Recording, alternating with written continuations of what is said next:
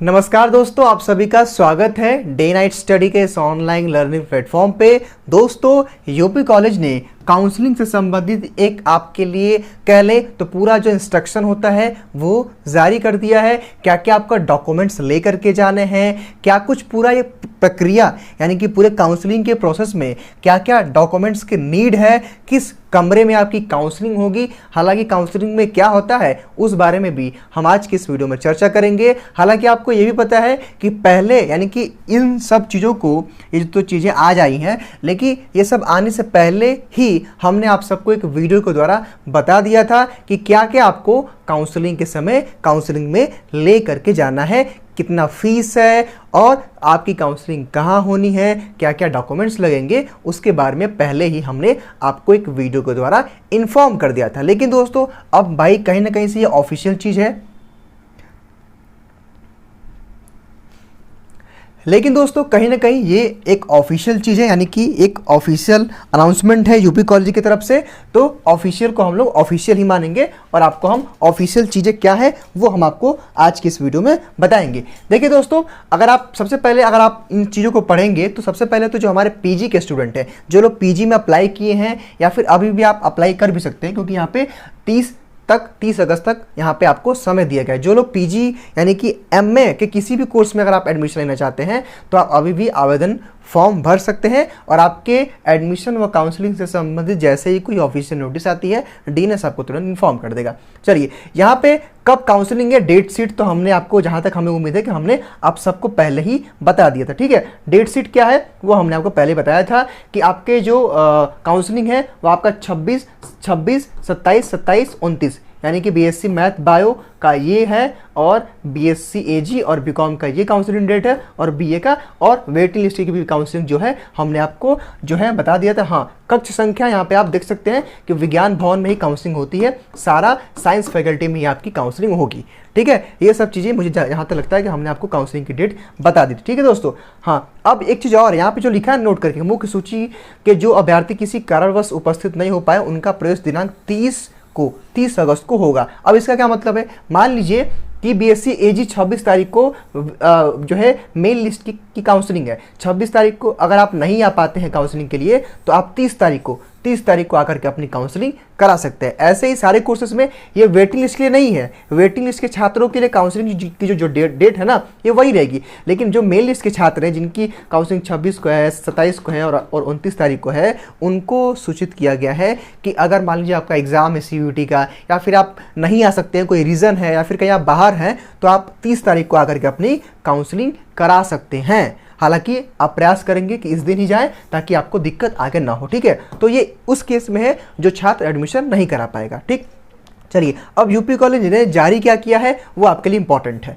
देखिए, ये पूरा एक इंस्ट्रक्शन जारी किया यूपी कॉलेज ने कि कब आपकी काउंसलिंग, मतलब काउंसलिंग के समय क्या क्या आपको डॉक्यूमेंट्स अपने साथ लेके आने हैं और फी पेमेंट आप कैसे करेंगे वो यूपी कॉलेज ने यहाँ पे बताया है। ठीक है, हालांकि दोस्तों फीस पेमेंट के बारे में हमने आपको बताया था कि फीस पेमेंट इस बार ऑनलाइन होगा और कितना फीस पे करना है वो भी हमने आपको मेरे ख्याल से समझाया था। सबसे पहला जो दोस्तों जो डॉक्यूमेंट यूपी कॉलेज ने मेंशन किया है वो आपका क्या है, वो आपका है यहाँ पे एडमिट कार्ड, प्रवेश परीक्षा का आपका एडमिट कार्ड, जो कि ओरिजिनल बोला गया है। ओरिजिनल आपको एडमिट कार्ड लेके जाना है। 10th 12th की मार्कशीट यानी कि 10+2 इंटरमीडिएट का अंक पत्र एवं प्रमाण पत्र की मूल प्रति एवं जो है स्व हस्ताक्षर, पता नहीं हिंदी में लिखा है, छाया प्रति। अब इसका मतलब क्या है कि एक ओरिजिनल कॉपी, यानी कि अगर आपका 12th का मार्कशीट है ना, 12th का मार्कशीट है, इसका एक ओरिजिनल कॉपी और आपको इसी का एक फोटो कॉपी लेके जाना है। ठीक, वैसे ही 10th में भी है, 10th की जो मार्कशीट होती है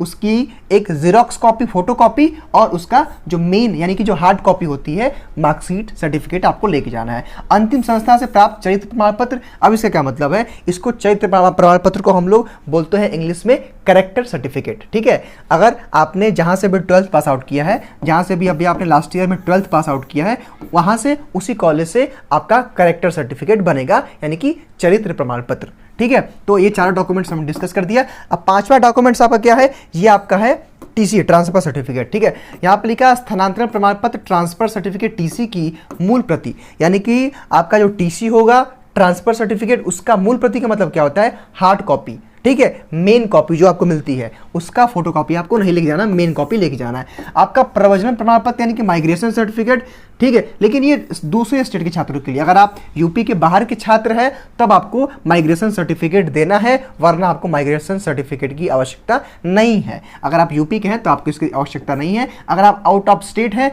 तो आपको माइग्रेशन सर्टिफिकेट जो है मस्ट आपको बनवाना पड़ेगा, ठीक। हाँ, एक चीज़ और, मैं इस वीडियो को बीच में चीज़ों को रोक रहा हूँ। देखिए, हमने जो एक पोल कराया था, आपसे पूछा था कि काउंसलिंग जो आप कराएंगे तो क्या सब्जेक्ट कॉम्बिनेशन आपको लेना है, उसका वीडियो हम 1 से 2 दिन के अंदर डाल देंगे। थोड़ा सा इस समय व्यस्तता है, काशी विद्यापीठ के एंट्रेंस एग्जाम चल रहे थे और उसी में जो है छात्रों के साथ काफ़ी अन्याय हुआ है, पेपर पैटर्न चेंज हो गया, नकल हुआ, इसी को लेकर के हम लोग परेशान हैं, ठीक है। तो हम अभी 1 से 2 दिन के अंदर आपको सब्जेक्ट कॉम्बिनेशन का पूरा वीडियो देंगे कि BA BSc BCom में क्या क्या सब्जेक्ट पढ़ने को मिलता है और उनका कॉम्बिनेशन क्या रहेगा, ठीक है। हम समझाएंगे आपको, चिंता मत करिएगा, वो चीज़ हम आपको बताएंगे, ठीक। चलिए, उसके साथ दोस्तों आपका जो अगला है, आपका अगला जो है ये ट्रांसफर हमने बता दिया, माइग्रेशन बता दिया। हाँ, आपका जाति प्रमाण पत्र, जाति प्रमाण पत्र आप ध्यान देंगे, जनरल का जो है आपका जाति प्रमाण पत्र, इट्स मीन क्या कास्ट सर्टिफिकेट नहीं लगता है, यानी कि जाति प्रमाण पत्र जनरल को नहीं देना पड़ता है। OBC SC ST की जो है आपका जो सर्टिफिकेट होता है जाति प्रमाण पत्र का, वो देना पड़ता है। आपको मूल प्रति और उसका स्व हस्ताक्षरित छाया प्रति OBC, ठीक है, 6 माह के अंदर का प्रमाण पत्र बना होना चाहिए, ठीक है। अब यहाँ पे हमको लग रहा है कि ये स्व हस्ताक्षरित का मतलब क्या है, सिग्नेचर किया हुआ है, यानी कि नीचे सिग्नेचर वहाँ पे भी आप कर लेंगे काउंसलिंग में।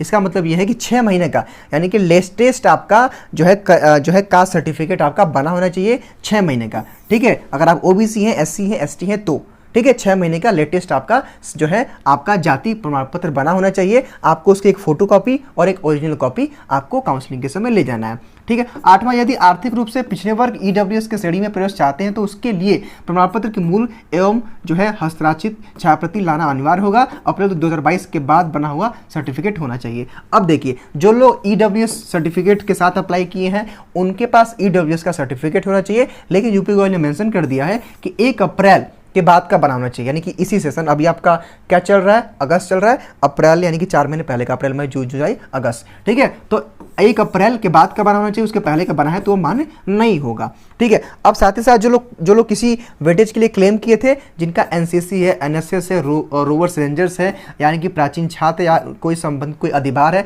अधिभार का मतलब वेटेज अगर आपने क्लेम किया है कि मेरे पास NCC का सर्टिफिकेट है, NSS का सर्टिफिकेट है, स्काउट गाइड का सर्टिफिकेट है, या फिर मैं यूपी कॉलेज के जो है किसी प्राचीन छात्र से संबंधित अगर आपके पास कोई सर्टिफिकेट है, कहने का मतलब क्या है कि अगर आपने कोई भी सर्टिफिकेट क्लेम किया है, कोई भी वेटेज सर्टिफिकेट क्लेम किया है, तो उसका आपको जो है कि आपको उसका आपके पास उसका जो है कि मूल प्रति का मतलब क्या होता है, ओरिजिनल कॉपी, मेन कॉपी होनी चाहिए और आपके पास उसका एक फोटो कॉपी होना चाहिए, ठीक।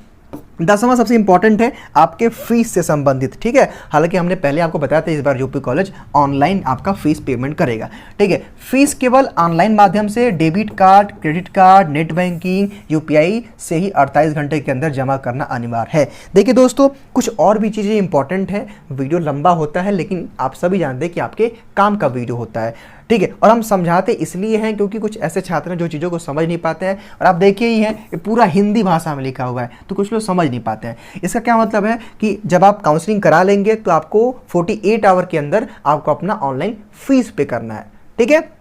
चलिए, एक चीज़ और है कि आपके पास मिनिमम आपके अकाउंट में लगभग 8,500 रुपये 8,500 बैलेंस होना चाहिए, जिससे आप अपना पेमेंट कर सके। और आपको याद होगा हमने अपने वीडियो में बताया था कि आपके पास किसी भी कोर्स में, आप यूपी कॉलेज के UG कोर्स में एडमिशन ले रहे हैं, आपके पास 8,000 रुपये होने चाहिए, ठीक है, तो वो हो जाएगा। बाकी समय से फीस नहीं जमा करने पर की दशा में अभ्यर्थी का प्रवेश निरस्त कर दिया जाएगा। इसका मतलब क्या है, अगर आप 2 दिनों के अंदर, अगर आप 48 घंटे के अंदर 84 आवर्स के अंदर अगर आप फीस पे नहीं करते हैं तो आपका एडमिशन कैंसिल हो जाएगा।